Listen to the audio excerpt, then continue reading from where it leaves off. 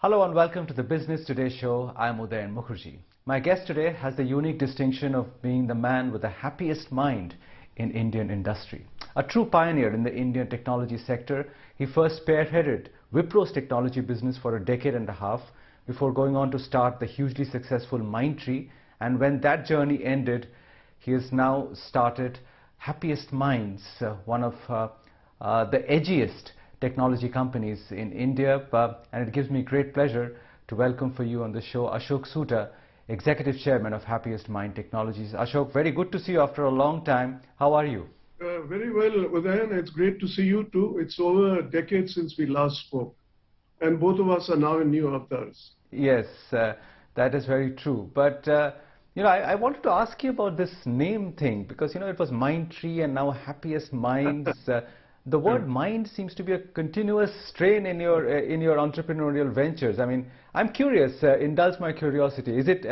Should it reflect the fact that you have a philosophical bent of mind, or is it something else? Well, these things are coincidences. In the way Mindtree came about was much more through a search that we did on Name It, came through a number of names, and of course you have to go through the process of getting the URL and so on.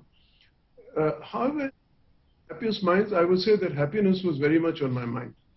And one focused, I think, in a very self-entry, and Happiest Minds is much more emotional.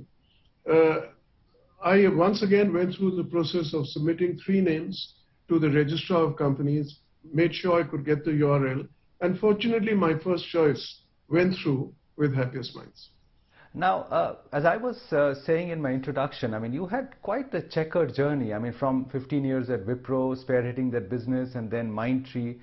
And when the Mindtree deal happened, you were not exactly in your 40s. You could have said that I have done it all. I did Wipro's business, and then I started my own business and made a grand success of it.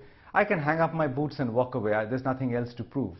But at that age, you went on to start Happiest Minds. Was there a sense, in a way, of an unfinished agenda or an unfinished business which propelled you or gave you that energy? Well, you must appreciate what happened in terms of my movement from Mindtree. Whereas everybody in the world understood the rationale for my leaving Wipro and starting an entrepreneurial journey, the reasons for leaving Mindtree were never explained.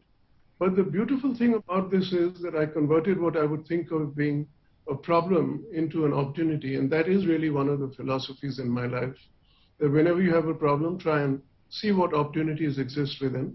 My tenure at Mindtree would have come to an end anyway in 2 years' time.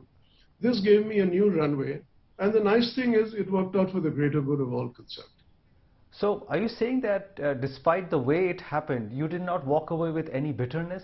Oh, absolutely not. And the good thing is the way it happened, it took a little while to adjust, but all the ex-founders are good friends. They keep in touch.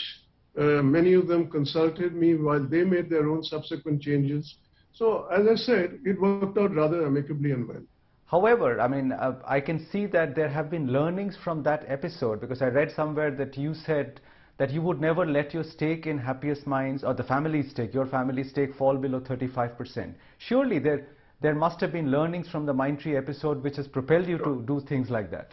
I would say absolutely, because one very clear learning is that you can't defend your company against hostile acquisitions with founder stake coming down to below 15%, which is what happened to Mindtree. Also, that you can't assume that a white knight, and Siddharth was the white knight, who I actually brought in place for the team as I was moving out. I had other acquisition offers for my shareholding and Walden shareholdings, but I just felt that it would be best for them also. They could then continue with their careers. And it was fairly evident that, you couldn't expect him to be around always forever. He could always have had his own imperatives. So that was learning number 1. I would also mention that actually I don't intend to let the stake fall below 40%. And this would still allow me to do fairly acquisitions as we go ahead in our journey for Happiest Minds. So idea is certainly to protect it against any unwanted overtures, and those come all the time in this business.